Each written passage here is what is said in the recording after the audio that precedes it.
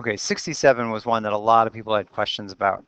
And I think it starts off not so bad, but then you get a couple steps into it and you just kind of get stuck. Like, where did that next step come from? So let's just do this together. The first step is to use your sum and difference identities. So cosine x plus y is going to be cosine x cosine y minus sine x sine y. I'm going to put in parentheses because I need to multiply it by the next part. The next part has cosine x minus y. So that's going to be cosine x cosine y plus sine x sine y.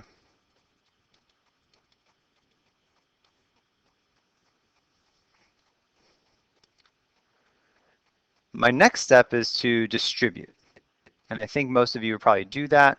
So I take my blue cosine x cosine y times my red cosine x cosine y, and I get purple, blue and red are being purple, cosine squared x times cosine squared y. Then I take my blue cosine x cosine y and my red sine x sine y, and I get a purple cosine x cosine y sine x sine y. It's positive. But then I take my next blue term. So if I did this last term, I'd have 4 terms multiplied together. But if I do this inside term, I'd also have the same 4 terms multiplied together with a minus sign. So they undo each other. And so those go away. So then I'm going to do the blue negative sine x sine y times the red positive sine x sine y. And I'm going to get minus sine squared x sine squared y. So I think a lot of you guys got to that point. I'm sure many of you got further than that, but people were asking me questions with how do I do this next step?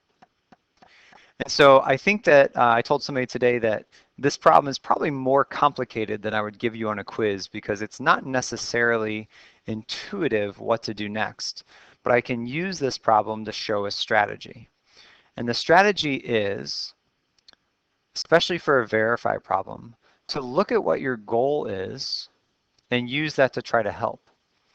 So for example, I want a negative sine squared y. And I have that with right here, a negative sign and a sine squared y. What I don't want is that sine squared x. Like nowhere in my answer is there sine squared x.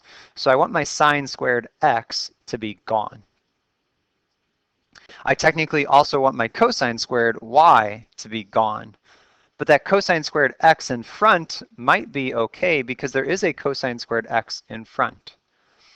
And since I want a cosine squared x and I don't want a sine squared x, maybe I could put those together as a Pythagorean because I know that sine squared x plus cosine squared x is equal to 1. And sine squared x by itself is equal to 1 minus cosine squared x. And so I can take this sine squared x that I don't want, because it's not in my final answer, and I could rewrite it with a cosine. Now, that may make the whole thing ugly, but it also might work. And so that's what I'm going to do. I'm going to leave the original part alone in the front, cosine squared x times cosine squared y, minus, I'm going to put parentheses because I'm going to be subtracting this whole expression then. I'm replacing the sine squared x with 1 minus cosine squared x. And then I have a sine squared y at the end.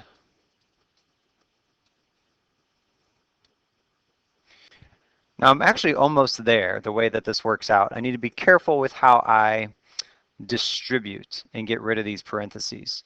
For example, I need to distribute this minus sign into both. So that's a negative 1 and a plus cosine squared. But I also need to distribute the parentheses to this sine squared y. So if I distribute the negative 1 and the sine squared y, I'm going to get a negative sine squared y for that first term.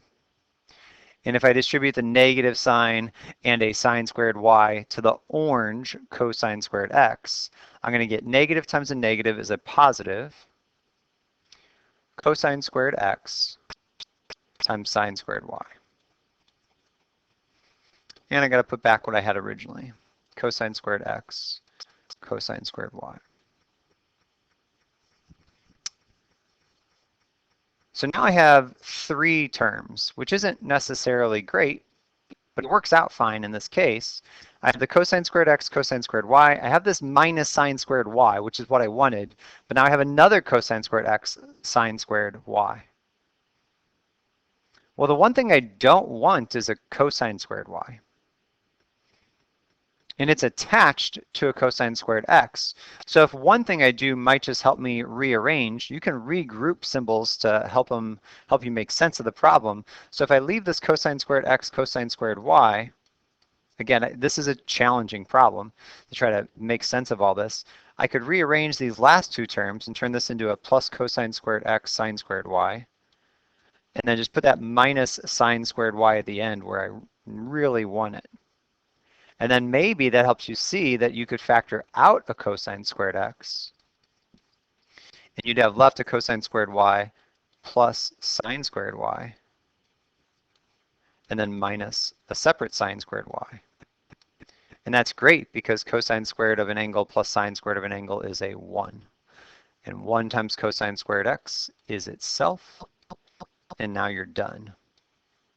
And I don't think I would have you do that on a quiz because that's just so many steps and it's not necessarily intuitive. But the idea of looking at your solution, you're supposed to get the negative sine squared y and trying to use that to help you get there is a good strategy and makes this a worthwhile problem to do.